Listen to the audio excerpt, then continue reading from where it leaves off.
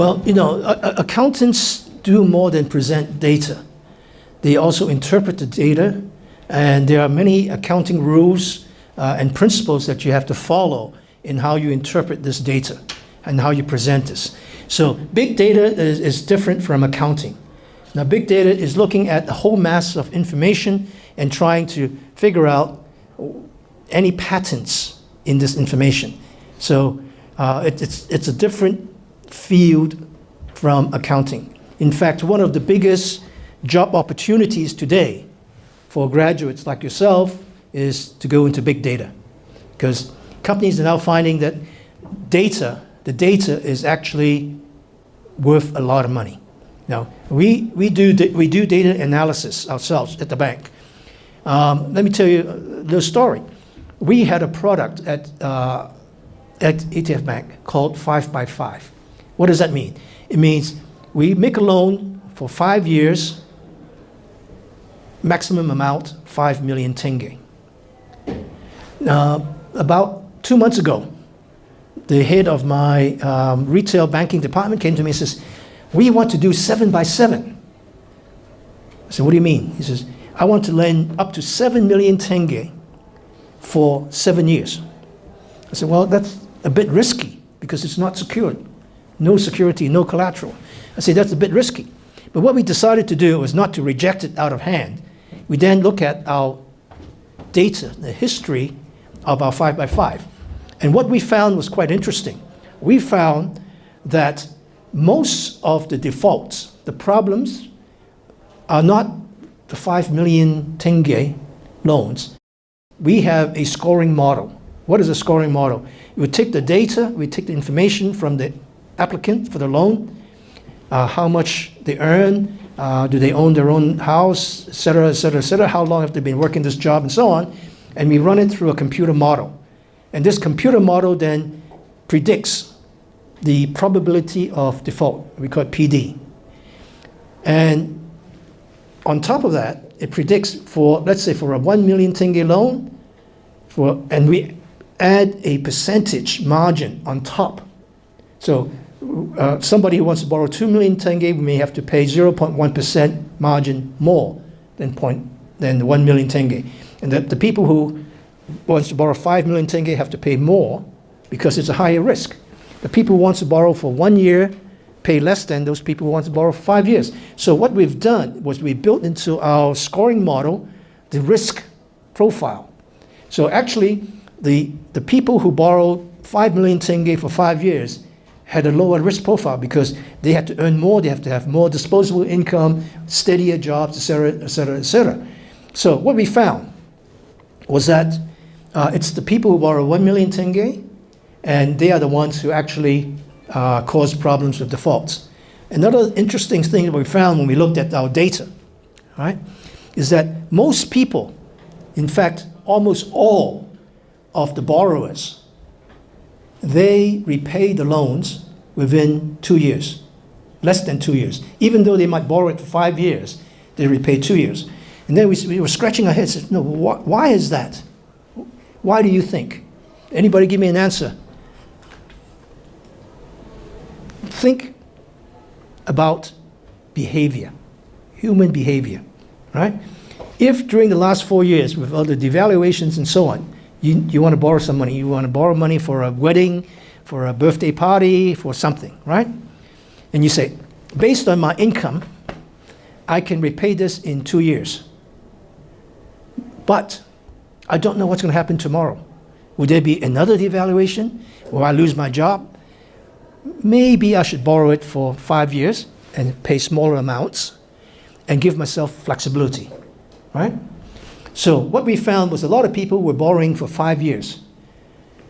But after 2 years, they say, well, the currency, the tenge has stabilized, the economy is booming, is getting along, the job is still very steady, stable. They say, I'm going to repay this.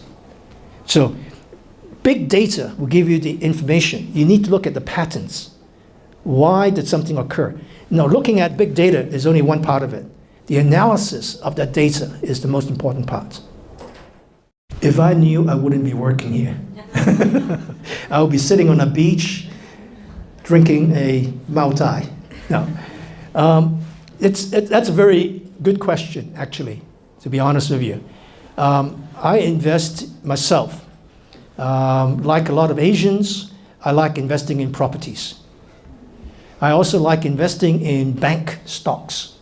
Now, even though I work for ATFBank, I'll explain why I like investing in bank stocks. Because a company which is listed on, let's say, the stock exchange, right? In order to be listed, the company has to be audited. So that's gate number one, right? The companies that are listed on the stock exchange has to report to the securities regulators, the SFC, right? That's gate number two. And gate number three is, if it's a bank, it's regulated by the central bank. So to me, investing in bank stocks is probably one of the safest ways of investing, because you have three gatekeepers. If you invest in an ordinary company, you might only have one gate or two gatekeepers. The other thing which I liked is, I remember when I first went back to Hong Kong, I was attracted to work in one of the companies in Hong Kong.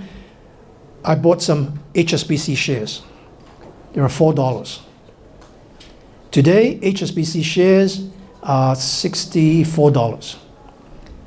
And they have split and paid dividends and give you share bonuses and so forth. And I can't even, I don't even know how many times it has increased in value. So I like investing in bank shares. It's one of the most difficult languages I have come across. I speak several languages because I was exposed to several languages at home. I can still read French. I took French when I was in high school. I can still read French. But Russian is so difficult because it's compared to, let's say, Chinese.